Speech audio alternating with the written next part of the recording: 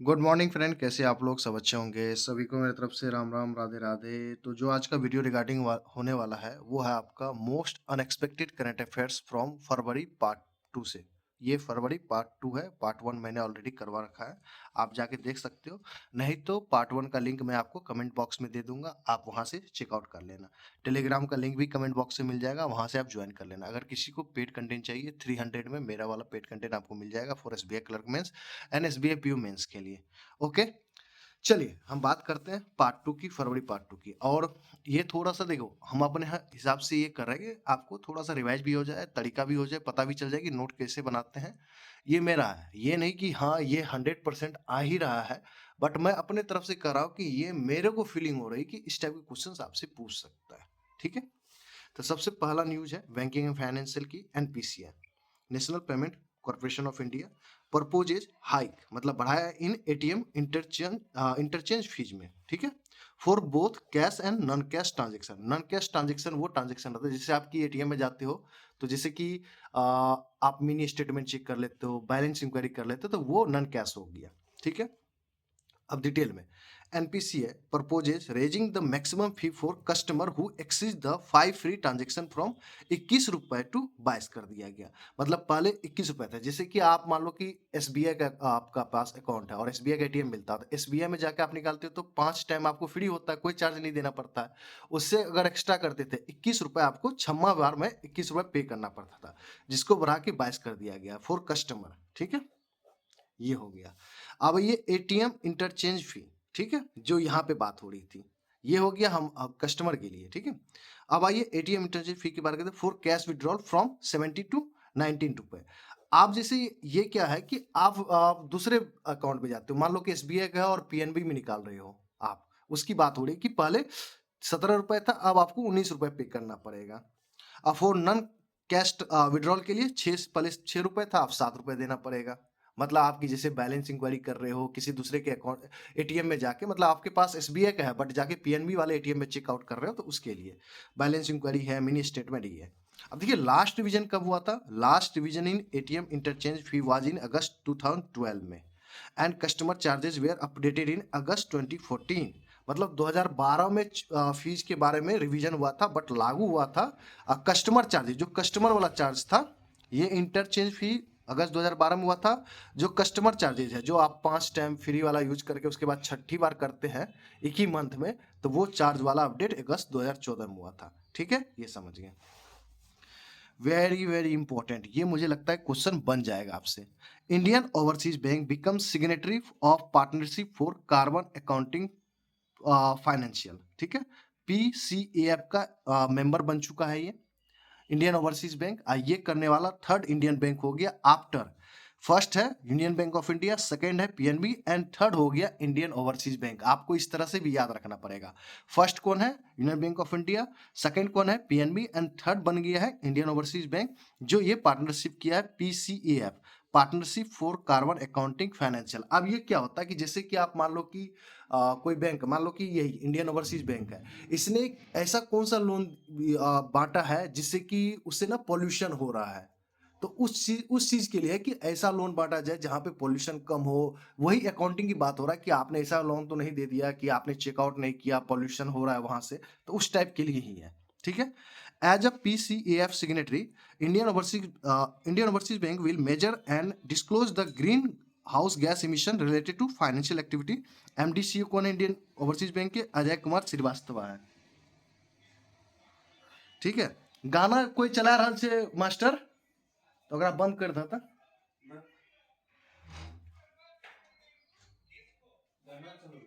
बंद करो, अगर बंद करो के छियै, ठीक छै।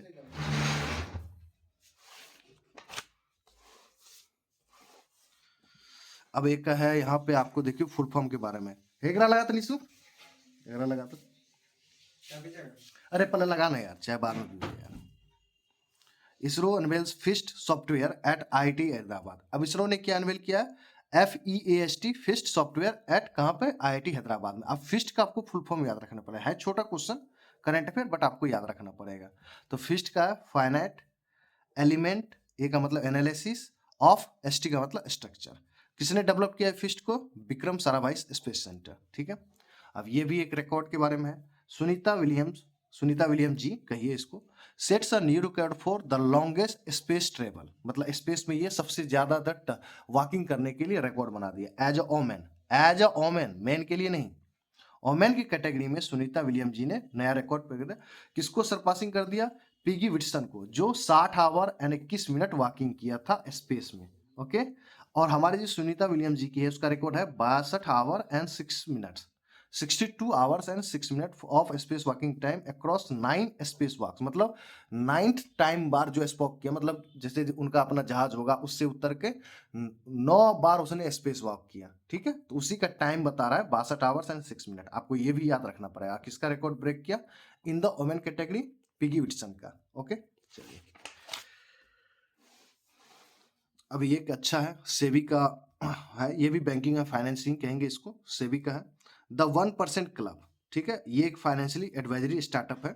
बिकम फर्स्ट फ्लुएंसर फर्म, मतलब फिनटेक फ्लुएंसर फर्म बना टू गेट सेबी RIA लाइसेंस। अब RI लाइसेंस क्या है? ये है रजिस्टर्ड इन्वेस्टमेंट एडवाइजर, ठीक है। मतलब देखो, यूट्यूब पे सब ज्ञान पेलने आ जाता है, आप देखते होंगे कि जैसे कि हाँ इसमें आप कर दो, इसमें पैसा लगा दो, ये पैसा लगा दो, उसका तो कोई मतलब रजिस्टर्ड तो है नहीं, आपका पैसा डूब रहा है उससे कोई फर्क भी नहीं पड़ेगा उसको, उसने कहा आपने लगा दिया। बट वही चीज है कि अब ना सेबी बोला कि ऐसे काम नहीं चलेगा, मैं कुछ ऐसे रजिस्ट्रेशन बांटूंगा जो एकदम परफेक्ट हो, जो वो बोलेगा हाँ उसमें आपको लॉस होने की संभावना बहुत कम होगी। तो वही है, द 1% क्लब है, becomes first fintech फ्लुएंसर firm to get SEBI RIA licence, मतलब इसका फुल फॉर्म होता है रजिस्टर्ड इन्वेस्टमेंट एडवाइजर। ये क्या होता है? द 1% क्लब क्या है? A financial advisory startup founded by internet personality शरण हेगड़े जी, शरण हेगड़े। एसेट वर्थ कितना है? 750 करोड़ है। हेडक्वार्टर कहाँ है इसका? मुंबई है। As of January 2025 there are only 1300 RIA in India. देखिए total registered investment adviser in India कितना है? आपको 1300 है। बट फर्स्ट बार किसी को रजिस्ट्रेशन जो सर्ट मिला है, ये फर्म सेबी के द्वारा अप्रूवल मिला है, वो ये बना है 1300 में से। अब धीरे धीरे सब लोगों को मिलेगा। अब देखिए क्राइटेरिया क्या है इसका लाइसेंस लेने के लिए? The firm must be A company और लिमिटेड लाइबिलिटी पार्टनरशिप, ठीक है, ये समझ लीजिए कि ये कंपनी जो भी है लाइसेंस लेंगे उसको the firm must be A company होनी चाहिए या लिमिटेड लाइबिलिटी पार्टनरशिप होनी चाहिए। At least one director, partner must have a minimum of graduate degree in any discipline, additionally professional qualification like CFA MBA होना चाहिए वहां पे, उसके उसके यहाँ मिनिमम नेटवर्थ होना चाहिए 25 लाख रुपए, ठीक है। ये हो गया। बस आपको याद रखना कि अभी रिसेंटली सेबी के द्वारा जो RIA लाइसेंस बांटा गया है उस कंपनी का नाम क्या है, ठीक है, ये बस याद रखिएगा। अब देखिए अमेजन का न्यूज इंपॉर्टेंट होता है। अमेजन और क्लीन मैक्स, ये मुंबई बेस्ड कंपनी है क्लीन मैक्स, इन दोनों के बीच एक एग्रीमेंट हुआ। क्या हुआ? पार्टनरशिप हुआ है। Partner for 100 megawatt renewable energy project and expected to be operational by Q2 of 2026।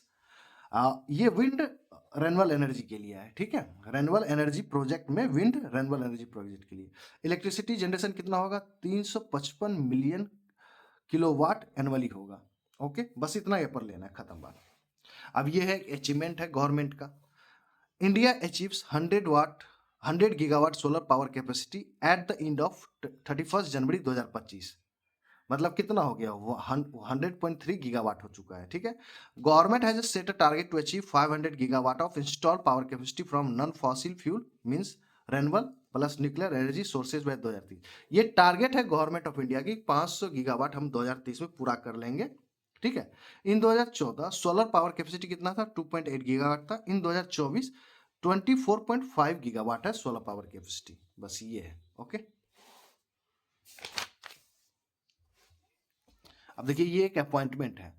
53rd prime minister of Lebanon, Lebanon के जो 53rd प्राइम मिनिस्टर है वो कौन बने हैं? नवाफ सलाम, former president of international court of justice, जिसका headquarter है इंटरनेशनल कोर्ट ऑफ जस्टिस का द हेग नीदरलैंड में। ये पहले जो नवाब सलाम है ये पहले प्रेसिडेंट रह चुके हैं इंटरनेशनल कोर्ट ऑफ जस्टिस, जो अभी बने हैं 53rd prime minister of Lebanon.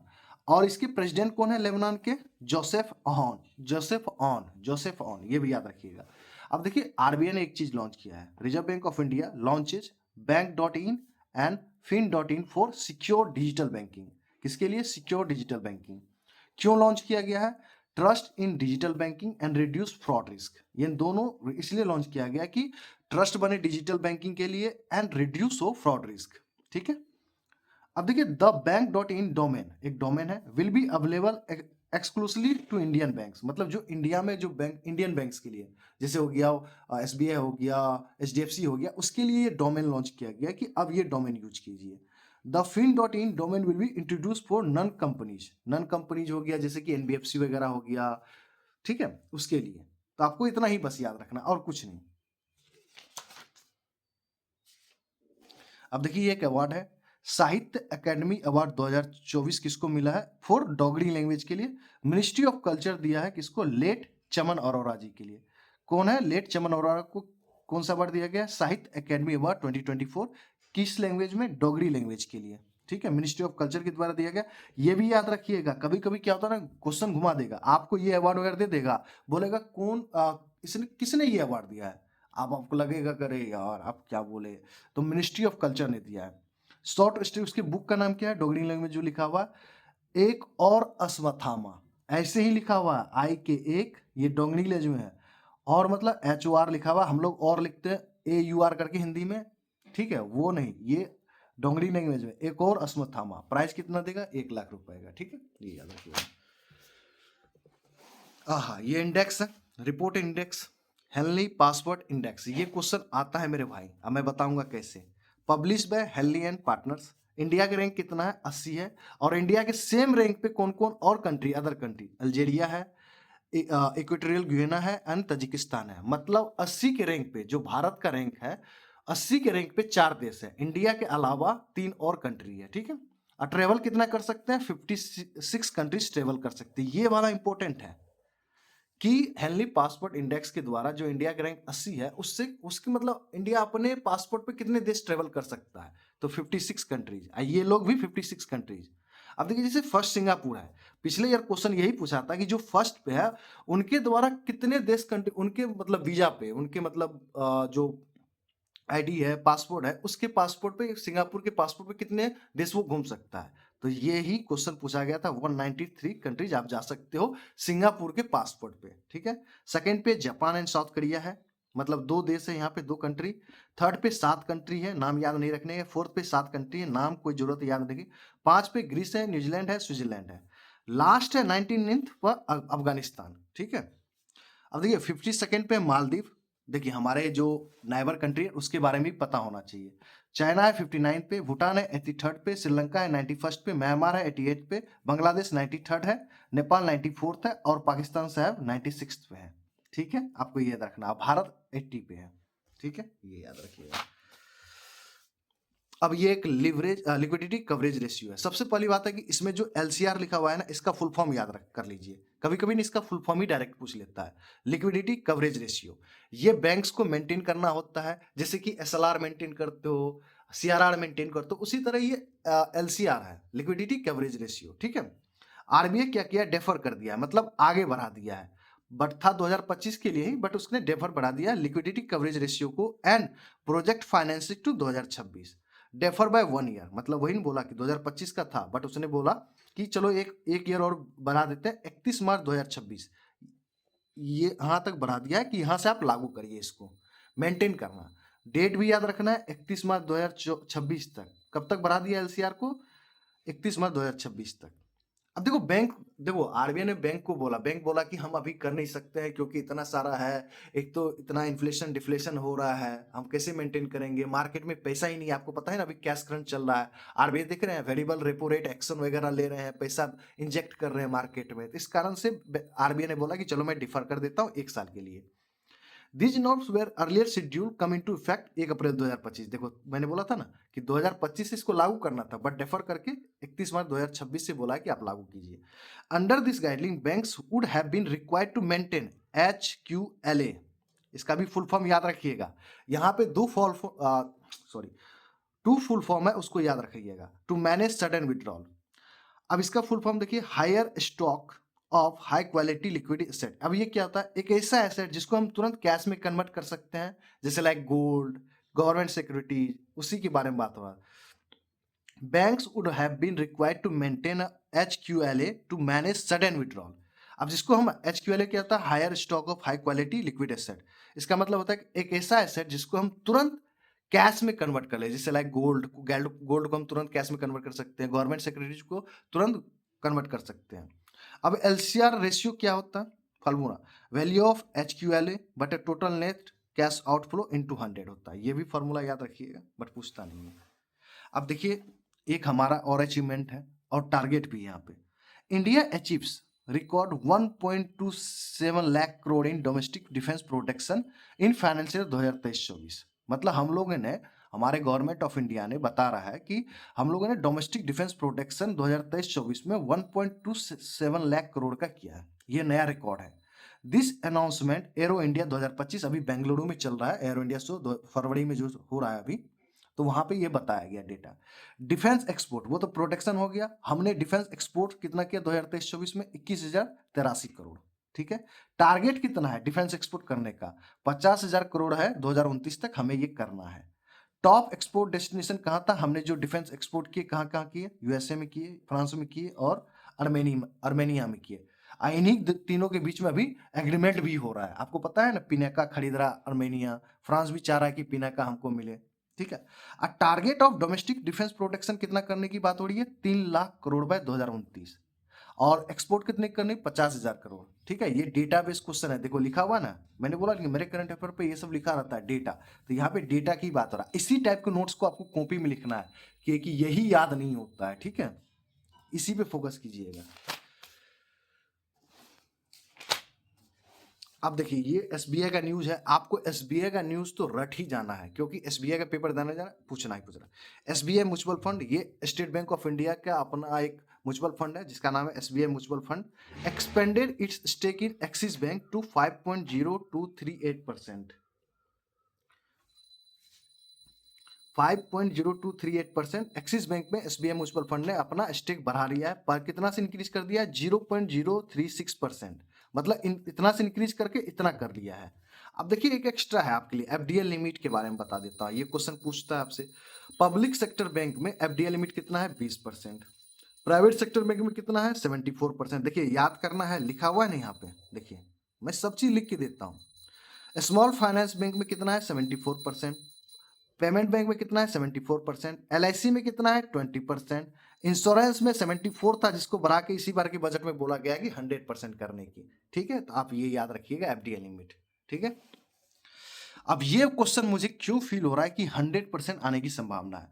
India introduces new harmonised system code for GI, geographical indication recognises rice varieties. अब हम दूसरे देश में बेचते हैं, चावल को भेजते हैं, तो उसके लिए भी तो हार्मोनाइज सिस्टम कोड होना चाहिए। जीआई टैग है, बट उसमें भी हार्मोनाइज सिस्टम कोड होना चाहिए। ठीक है, अब ये हार्मोनाइज सिस्टम कोड होता है क्या, a specific 6 digit code to various commodities facilitating international trade। जब हम इंटरनेशनल ट्रेड के लिए जाते हैं तो ये हार्मोनाइज सिस्टम कोड मिलता है। ये 6 डिजिट कोड याद रखिए कितने का होता है, 6 डिजिट कोड का होता है।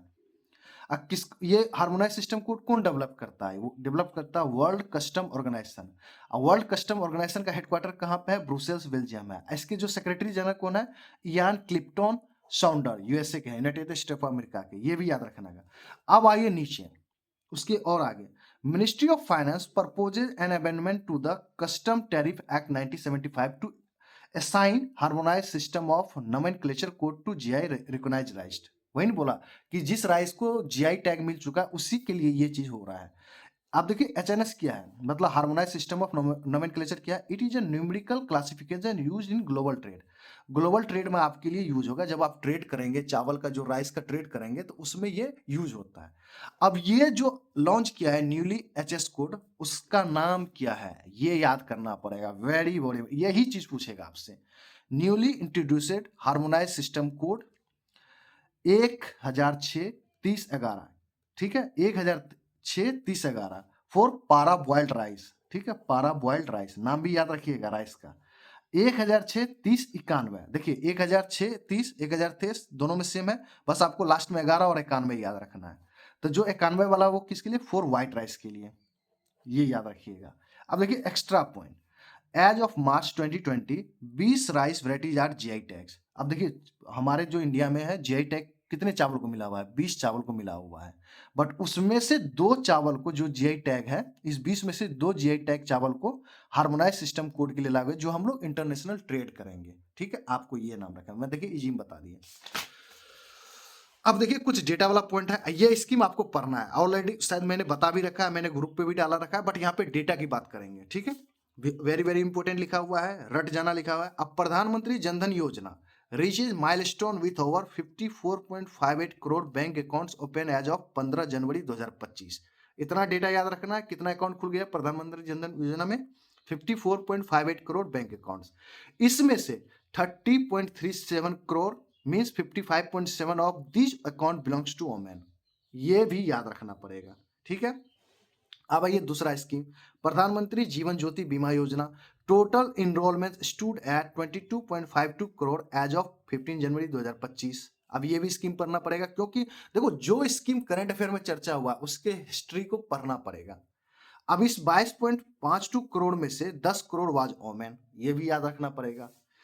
पीएम सुरक्षा बीमा योजना, देखो ये भी चर्चा में आ गया। इनरोलमेंट कितना हुआ है? 49.12 करोड़, जिसमें से 22.8 करोड़ वेयर वोमेन, ये भी याद रखना पड़ेगा। अटल पेंशन योजना, इनरोलमेंट स्टूड एट 7.25 करोड़, जिसमें से 3.44 करोड़ वोमेन टिल 31 दिसंबर 2024 का डेटा है। प्रधानमंत्री जनधन योजना न्यू थीम, अब इसने न्यू थीम भी लॉन्च किया है डेटा देने के बाद, ये याद रखना है। One account on the one adult. Starting में क्या था नाम इसका थीम का? At least one bank account in all house hold, मतलब एक घर में एक बैंक अकाउंट होना चाहिए तब प्रधानमंत्री जनधन है। बट अब क्या है नया theme? One account on the one adult. मगर आपके घर में अगर 4 एडल्ट है तो चारों के अलग अलग प्रधानमंत्री जनधन अकाउंट होना चाहिए। ये थीम याद कर लीजिएगा। ठीक है, डेटा भी करवा दिया आपको मैंने। अब देखिए फिर से इंडेक्स है, कर लेते फटाफट, 22 ही मिनट हुआ है। करप्शन परसेप्शन इंडेक्स 2024 13 एडिशन है, पब्लिश्ड बाय ट्रांसपेरेंसी इंटरनेशनल, जिसका हेडक्वार्टर बर्लिन में है। टोटल कंट्री 180 लिया गया है।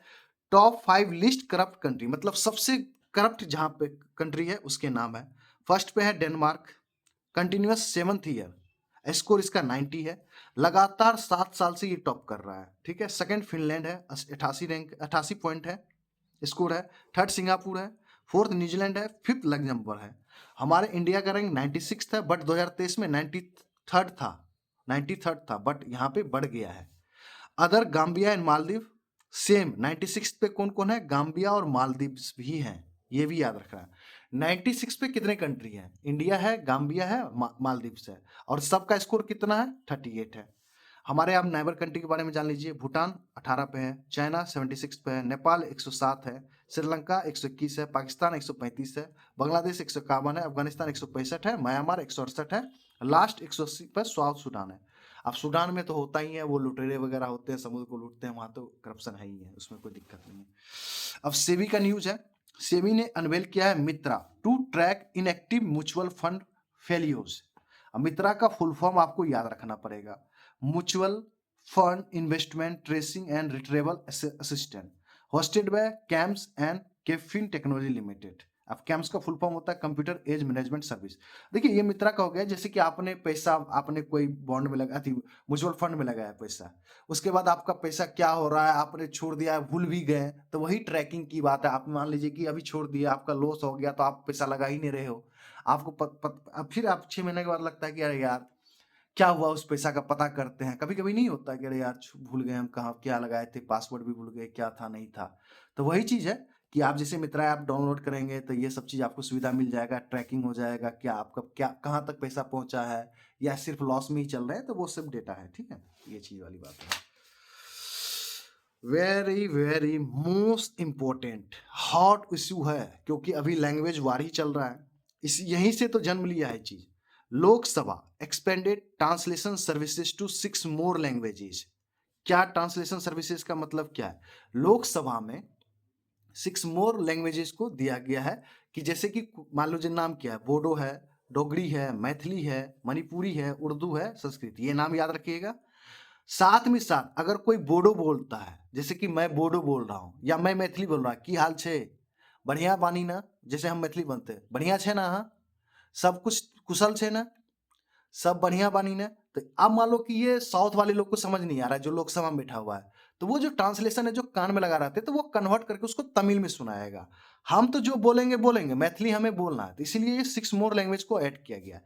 पहले से कितना है, 10 लैंग्वेज है। असमीज है, बंगाली है, गुजराती है, कन्नड़ा है, मलयालम है, मराठी है, ओडिया है, तमिल एंड तेलुगु है। 8वां एक साथ हुआ था। 9वां हिंदी था, 10वां इंग्लिश था, ये 6 और हुआ है। आपको ये नाम याद रखना पड़ेगा। राइट नो टोटल हो गए हैं लोकसभा में लैंग्वेज कितना, 16। और हमें लगता है कि 6 और होगा, क्योंकि 22 लैंग्वेजेस की बात हो रही है। ठीक है, अब ये देखिए हमारे जो आईसीसी चैंपियंस ट्रॉफी 2025 के एम्बेसडर कौन है। 4 एम्बेसडर है, याद रखिएगा। सरफराज अहमद पाकिस्तान, शेन वास्टन ऑस्ट्रेलिया, टीम सऊदी न्यूजीलैंड, और चौथा हमारे शिखर धवन जी इंडिया से। ठीक है, ये 4 नाम है, 4 ही ब्रांड एम्बेसडर हैं आईसीसी चैंपियन ट्रॉफी, जिसमें पाकिस्तान बाहर हो चुका है, जो कि उसको होस्ट करना था। बट भारत तो खेल रहा है, भारत तो फाइनल कल होगा। कल 9 मार्च है, कल दुबई में होगा, और हम जीत भी रहे हैं। कितना है भाई, बहुत ज्यादा। अरे यार, चलो अब थोड़ा थोड़ा इंडेक्स है, रिपोर्ट इंडेक्स कर लेते हैं। बट ये वेरी वेरी इंपॉर्टेंट है, लॉजिस्टिक परफॉर्मेंस इंडेक्स 2023, ये 2023 का है। पब्लिश किया कौन किया है, वर्ल्ड बैंक, इसीलिए इंपॉर्टेंट है। लॉजिस्टिक परफॉर्मेंस इंडेक्स किसने पब्लिश किया है, वर्ल्ड बैंक। ये वर्ल्ड बैंक का न्यूज है, तो इंपॉर्टेंट है। टोटल कंट्री कितना लिया, 138। कैटेगरी याद रखिएगा, कस्टम है, इंफ्रास्ट्रक्चर है, इंटरनेशनल शिपमेंट है, लॉजिस्टिक कंपिटेंस है, ट्रैकिंग एंड ट्रेसिंग, टाइमलेस। अब लॉजिस्टिक मतलब क्या हो गया, ये जो आज जो हमारे जो जर्मनी में एक भाई साहब बैठे हुए हैं, ध्रुव दुग्गल जी, वो बोल रहे थे कि रोड बना के क्या फायदा होगा, इतना चौड़ा फायदा क्या होगा। भाई समझो, आप दूसरे देश में बैठ के इंडिया के बारे में आप भले ही उसके बारे में निगेटिव कर लो, कितना भी कर लो दुग्गल साहब, कुछ नहीं होने वाला। जब तक हमारा लॉजिस्टिक परफॉर्मेंस सही नहीं होगा, टाइमली सामान डिलीवर्ड नहीं होगा, या माल डिलीवर्ड नहीं होगा, तो भाई कॉस्ट कम नहीं होगा। इसी के लिए वो एक्सप्रेस वे बन रहा है। तो आप तो ठहरे भाई दुग्गल साहब पैसा कमाने के लिए, तो आपको थोड़ी समझ में आएगा कि ये सब चीज क्या होता है। तो अब भाई हम क्या कहें। ठीक है, तो इसमें आइए, इंडिया का रैंक 38 है, 2014 में 54 था। देखिए परफॉर्मेंस एक्सप्रेसवे सही हुआ, तो देखिए 16 का डिफरेंस हो गया। पहले 2014 में 54 था, अब जाके 38 हुआ। एंड इंटरनेशनल शिपमेंट कैटेगरी में 22वें रैंक पे है। ओवरऑल में 38 है, बट इंटरनेशनल शिपमेंट कैटेगरी में 22 पे है। 2018 में 44 पे था। तो देख रहे हैं जर्मनी में बैठे हुए हमारे ध्रुव दुग्गल जी, तो समझिए इस चीज को, और नहीं होगा तो हम फिर आपको समझा देंगे अच्छे से। फर्स्ट पे सिंगापुर है, सेकंड पे फिनलैंड है, थर्ड पे डेनमार्क है, फोर्थ पे जर्मनी है, फिफ्थ पे नीदरलैंड है। ये तो याद करना ही करना है, लास्ट वाला देख लीजिएगा। बट हम इंपॉर्टेंट है जो ये 6 कैटेगरी, इसमें क्या क्या रैंक है भारत का। कस्टम में 47th है, इंफ्रास्ट्रक्चर में 47th है, इंटरनेशनल शिपमेंट में 22वें पे है, लॉजिस्टिक कंपटीशन में 38th है, और टाइमलीनेस में 35th पे है, ट्रैकिंग एंड ट्रेसिंग पे 41th है। और घटाना है इसको, और अच्छे से करना है। ठीक है, ये चीज हो गया। गवर्नमेंट का ये टारगेट है, India targets to eliminate lymphatic filariasis by 2027। आप देखते होंगे रोड पे जो गाय वगैरह होता है, उसके पेट में देखते होंगे पेट फूल जाता है, वही है लिम्फेटिक फूल जाना। सॉरी हम गलत बोल रहे हैं शायद, लिम्फेटिक फ्लैरिज नहीं नहीं, ये लिम्फेटिक फ्लैरिज दूसरा चीज हो गया। सॉरी सॉरी सॉरी, जैसे पाँव फूलना नहीं होता वो टाइप का, ये सूजन नहीं हो जाता, मोटा पैर हो जाता है, वो वाला है। इंडिया टारगेट कर रहा है एलिमिनेट लिम्फेटिक फ्लैरिज बाय 2027, ये याद रखिएगा। और कैंपेन किस कैंपेन के तहत, मास ड्रग एडमिनिस्ट्रेशन कैंपेन चलाया जाएगा। लॉन्च में JP Nadda ji. Area covered 111 districts of 13 states. ये ठीक है, चलिए लास्ट है, ये दोनों इंपॉर्टेंट है क्योंकि इसमें हम बात करेंगे, ये भी इंडेक्स ही मतलब रिपोर्ट इंडेक्स है, बात करते हैं। एशिया का 20 richest families, 6 Indian also including, publish by Bloomberg. Bloomberg का हो गया आपको, वर्ल्ड बैंक का न्यूज हो गया। इस सब की न्यूज को आपको कवर करना पड़ेगा। ठीक है, तो देखिए फर्स्ट पे कौन है, अंबानी फैमिली 90.5 बिलियन। सेकेंड पे सेवरनॉल्ट फैमिली थाईलैंड के हैं 42.6 बिलियन। थर्ड पे है हर्टोनो इंडोनेशिया के हैं। फोर्थ पे मिस्त्री फैमिली हमारे इंडिया के हैं, मिस्त्री फैमिली। फिफ्थ पे क्वाक फैमिली हांगकांग के हैं। और देखिए इसमें जो टॉप 5 में हमारे 2 इंडियन फैमिली आते हैं, बट हम तो 20 में 6 इंडियन की बात कर रहे थे। तो 7वें नंबर पे जिंदल फैमिली, 9 पे बिरला फैमिली, 13 पे बजाज फैमिली, 18 पे हिंदुजा फैमिली। इससे भी ज्यादा इंपॉर्टेंट ये है, मुझे ये लगता है कि 100% आना चाहिए। World highest paid athletes 2024, 8 sports and from 27 countries. Publish कौन किया है? स्पोर्टिको। एक और आएगा वर्ल्ड हाईएस्ट पेड एथलीट्स, किसके द्वारा? टाइम्स के द्वारा आएगा। अब वो तो 100% फिक्स है, ठीक है। फर्स्ट पे है क्रिस्टियानो रोनाल्डो जी, जो फुटबॉल से है। इसकी कितनी है net worth? 260 million in 2024, $260 million. Top earning female athlete कौन है? कोको गॉफ, यूएसए का है। टेनिस से आपको पता है ये टेनिस खेलती है। 30.4 बिलियन। अब देखिए, आप टॉप 5 की बात करते हैं। फर्स्ट पे क्रिस्टियानो, ये तो अर्निंग फीमेल की बात बता दिया। सेकंड पे Stephen Curry basketball, $153.8 million. Third पे टाइसन फूरी बॉक्सिंग से है। फोर्थ पे लियोनल मेसी फुटबॉल। फिफ्थ पे है लेब्रॉन जेम्स बास्केटबॉल। बस आपको ये याद रखना है। आज का खत्म हो गया पार्ट थर्ड। आप अगर आज 1000 के 1000 व्यू लेके चले जाओगे 1K, तो मैं कल लेके आ जाऊंगा। जिस दिन लेके चले जाओगे 1K व्यू, उसकी उसी दिन आ जाएगा वीडियो। और सभी को best of luck. SBI PO का पीडी हो रहा है और आपके लिए भी ये वीडियो है। आप भी देखिए आज पेपर कैसा हो रहा है। और मेरे टेलीग्राम पर ये मेरा नंबर है, मुझसे पेड लेना है तो पेड लीजिए। अगर आपका एसबीआई पीओ हो चुका है तो क्या परफॉर्मेंस रहा वो भी बता सकते हो। मिलते हैं नेक्स्ट वीडियो में। Thank you very much, good luck.